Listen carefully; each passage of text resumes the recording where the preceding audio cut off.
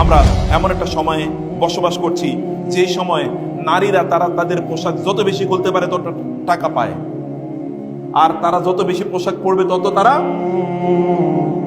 পানিশমেন্টের শিকার হবে। দেখেননি এটি? পোশাক যত কম তত সে সেলিব্রিটি, পোশাক যত বেশি তত সে কি কোয়েশ্চেন মার্ক জঙ্গি, কোয়েশ্চেন মার্ক জঙ্গি। এখন দেখাই যাবে জঙ্গি মানে হচ্ছে ওই যে বোরকা পরিহিতা অথবা কালো হিজাব বা নেকাব অথবা পর্দা অথবা বোরকা পরিহিতা, এরকম তাকে দেখানো হবে কি জঙ্গি। কিন্তু আপনি কোনোদিন দেখেছেন যে অর্ধ উলঙ্গ কোন নারীকে জঙ্গি হিসেবে দেখানো হয়েছে?